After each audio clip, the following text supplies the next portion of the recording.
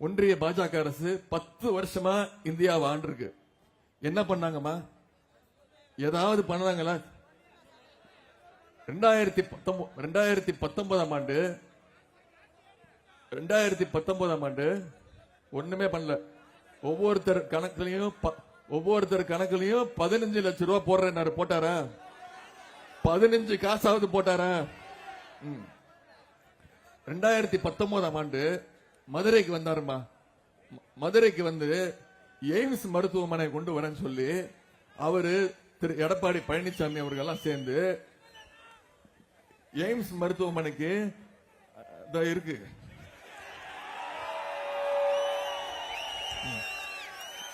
மதுரைக்கு வந்து எய்ம்ஸ் மருத்துவமனை கொண்டு வர போறோம்னு சொல்லி இத வச்சுட்டு போயிட்டாங்கம்மா.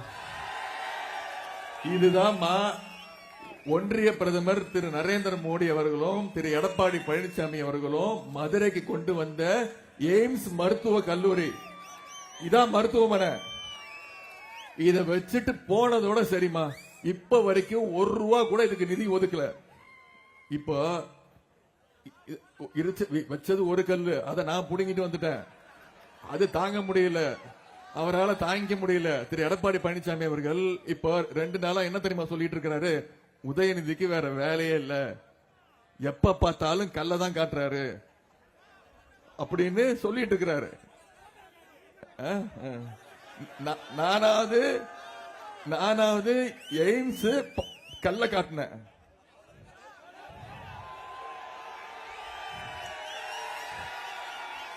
நானாவது எய்ம்ஸ் கல்ல காட்டினேன். அவரு எதை காட்டிட்டு இருக்காரு? எதை காட்டுறாரு தெரியுதாமா?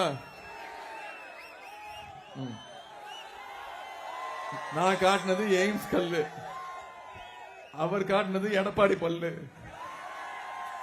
அது யார்கிட்ட காட்டுறாரு? இந்த புகைப்படம் எப்ப எடுக்கப்பட்டுச்சு தெரியுமா? அதே எய்ம்ஸ் மருத்துவமனை அடிக்கல் நாட்டினாங்கல்ல, கல்லு வச்சாங்கல்ல, கல்லு வச்ச சூடோட பல்ல காட்டினாரு. இவரெல்லாம் ஒரு எதிர்கட்சி தலைவர். இப்போ இன்னைக்கு சொல்லிட்டு இருக்காரு. இன்னைக்கு 2-3 போட்டோ, பெரிய போட்டோகிராஃபர் 2-3 போட்டோ எல்லாம் காட்டி, நானும் ஒன்றிய பிரதமர் திரு 29 பைசா. அதுக்கு ஒரு காரணம் சொல்லிடுறேன். நம்மளுடைய நிதி உரிமை. நான் உங்களுக்கு எல்லாம் இந்த நேரத்தில் ஒரு வேண்டுகோள் வைக்கிறேன். இனிமே திரு ஒன்றிய பிரதமர் திரு நரேந்திர மோடி அவர்களை அவர் பேரை சொல்லி கூப்பிடாதீங்க. 29 பைசா சொல்லுங்க. மிஸ்டர் 29 பைசா, மிஸ்டர் 29 பைசா. அதுக்கு ஒரு காரணம் சொல்றேன். ஏன் தெரியுமா? நம்ம தமிழ்நாட்டில இருந்து ஒவ்வொருத்தரும் வரி கட்டுறோம். நாம ஒவ்வொருத்தரும் 1 ரூபா வரி கட்டுறோம் ஒன்றிய அரசுக்கு. நமக்கு திருப்பி ஒன்றிய அரசு எவ்வளவு தெரியுமா தராங்க? திருப்பி வெறும் 29 பைசா. அத சொன்னாதான் அவருக்கு உரைக்கும். அதனாலதான் சொல்றேன், இனிமே அவர் பேரு 29 பைசா. இனிமே அவர் பேரை சொல்லுவீங்களா? என்னன்னு சொல்லி கூப்பிடுவீங்க? 29 பைசா. அவரும் நானும் எடுத்துக்கிட்ட ஒரு போட்டோ எடுத்து போட்டு காட்டியிருக்காரு. அதே மாதிரி அவரும் நம்முடைய மாண்பு முதலமைச்சர் அவர்களும் சிரிச்சு எடுத்துக்கிட்ட ஒரு போட்டோவை எடுத்து காட்டி, ஏன் சிரிக்கிறது தப்பா, சிரிச்சது தப்பா அப்படின்லாம் கேட்டிருக்காரு. நான் ஒண்ணு கேட்கிறேன். ஆமா, நான் அவரை போய் 2 முறை சந்திச்சேன், டெல்லியில சந்திச்சேன். நான் ஒரு விளையாட்டுத்துறை அமைச்சர். நாங்க ஒரு நிகழ்ச்சி நடத்தினோம், கேலோ இந்தியா யூத் கேம்ஸ் நடத்தினோம். அதுக்கு அவர் சிறப்பு விருந்தினர் வந்தாரு. நிகழ்ச்சியை சிறப்பா நடத்தி முடிச்சோம். அதற்கு எனக்கு வாழ்த்து சொல்லிட்டு போனாரு. அதே மாதிரி முதலமைச்சர் இருந்த புகைப்படத்தை காட்டுறாரு. அது எப்ப எடுத்த போட்டோ தெரியுமா?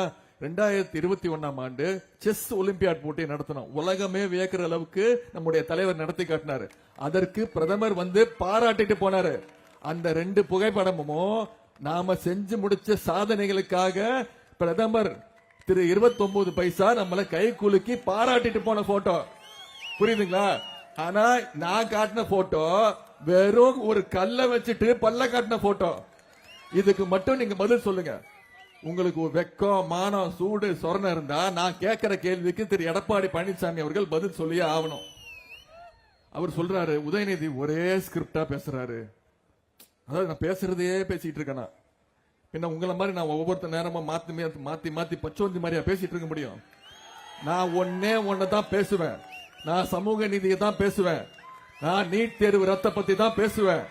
நான் எய்ம்ஸ் மருத்துவமனை வேணும்னு தான் பேசுவேன். நான் எங்களுடைய கலைஞர், எங்களுடைய பேரறிஞர் அண்ணா, தந்தை பெரியார், எங்களுடைய தலைவர் எங்களுக்கு கற்றுக் கொடுத்த சுயமரியாதை மட்டும்தான் பேசுவேன்.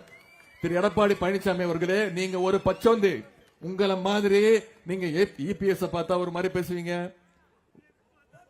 ஓபிஎஸ் பார்த்தா ஒரு மாதிரி பேசுவீங்க, சசிகலாமாவை பார்த்தா ஒரு மாதிரி பேசுவீங்க, மோடியை பார்த்தா பேசக்கூட மாட்டீங்க, காலில் விழுந்துருவீங்க, அமித்ஷாவை பார்த்தா வேற மாதிரி பேசுவீங்க.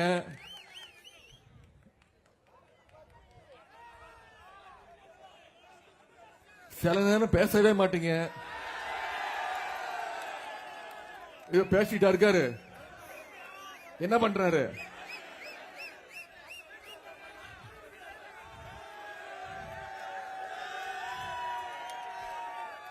கீழே சில்லறை விழுந்துருச்சு, சில்லறையை தேடிட்டு இருக்காரு.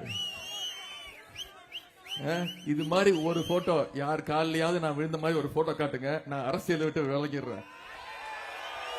இந்த மாதிரி காலை புடிச்சு அதனாலதான் தலைவர் இவர் எப்பவுமே எடப்பாடி பழனிசாமின்னு கூப்பிட மாட்டாரு, பாதம் தாங்கி பழனிசாமி, பாதம் தாங்கி பழனிசாமி. இவரு என்ன பத்தியும் நம்முடைய தலைவரை பத்தியும் நம்முடைய இயக்கத்தை பத்தியும் இவர் பேசிட்டு இருக்கிறார். இதற்கெல்லாம் பதிலடி கொடுக்கணும்னா வர்ற ஏப்ரல் 19ஆம் தேதி நீங்க தயாரா இருக்கணும். இந்த படம்லாம் வரும்ல, படம்லாம் ரிலீஸ் ஆகும் தெரியும். அதுக்கு முன்னாடி ஒரு 10 நாள் முன்னாடி ட்ரெய்லர் ரிலீஸ் பண்ணுவாங்க. கேள்விப்பட்டிருக்கீங்களா? பாத்திருக்கீங்களா? நான் வெறும் ட்ரெய்லர் தான், புரியுதா? நான் வெறும் ட்ரெய்லர் தான். மெயின் பிக்சர் யார் தெரியும்ல? தலைவர். தலைவர் தான் மெயின் பிக்சர். அவர் 2ஆம் தேதி இங்க வராரு, உங்களை எல்லாம் சந்திப்பாரு. இதை விட பயங்கரமா பேசுவாரு, தேர்தல் வாக்குறுதியை சொல்லுவாரு, கேள்வி மேல கேள்வி கேட்பாரு. ஒன்றிய பிரதமர் திரு 29 பைசாவை கேள்வி மேல கேள்வி கேட்பாரு. செய்திகளை உடனுக்குடனும் துல்லியமாகவும் தெரிந்து கொள்ள சப்ஸ்கிரைப் பண்ணுங்க.